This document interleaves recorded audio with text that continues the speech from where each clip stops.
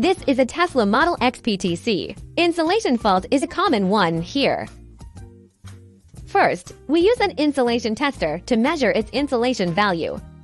Set the insulation tester to 500 volts. Locate the two high-voltage connectors of the heater. Disconnect one connector and connect the tester to the housing. Okay, the measured resistance is only 5 megohms, and the same result is obtained for the other connectors.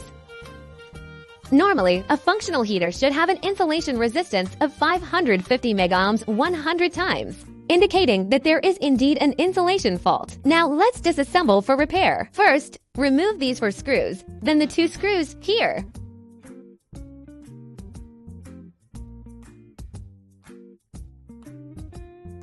Use a small flathead screwdriver to pry it open. It can be seen that it is sealed with glue. Use the small flathead screwdriver to scrape off the glue bit by bit, as shown here. This is the state after all the glue is removed. Remove the screws below and unplug all connectors. Disassemble the wiring harness first. Use an 8mm socket to unscrew and pull out the connector.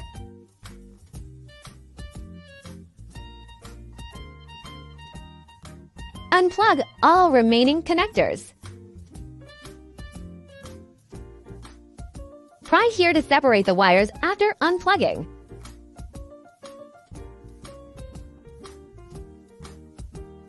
Next, remove these 6 T20 hex screws.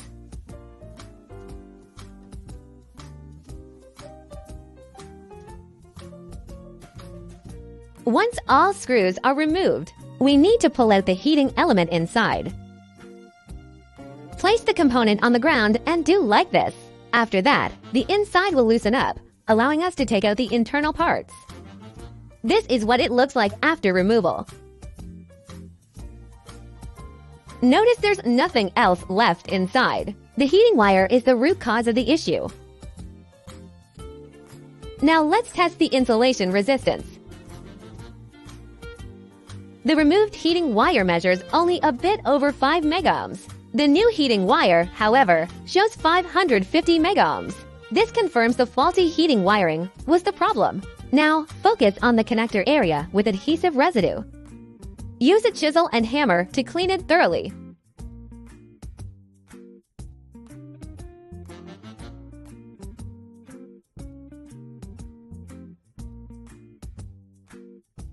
Once the glue is removed, we can reinstall the components. Place the gasket back onto the housing. Insert the new heating element and align it properly.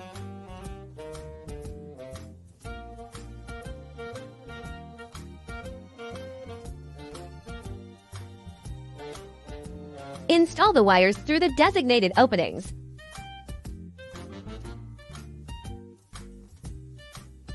Reconnect the central connector and secure all wires.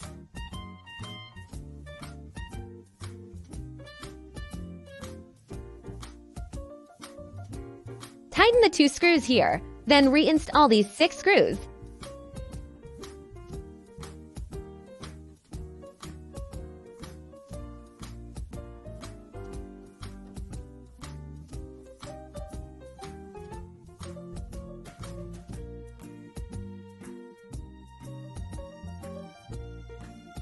The internal repair is now complete. Now we'll start filling it with glue.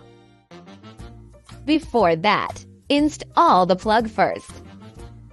Secure the plug with these 2 screws and tighten the bracket of the plug.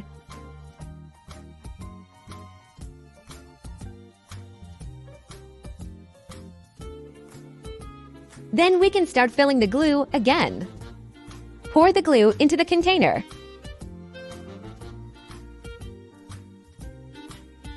Cover it with the lid and put in the last 4 screws. Now everything is assembled. Wait for the glue to dry. After replacement, check the insulation resistance.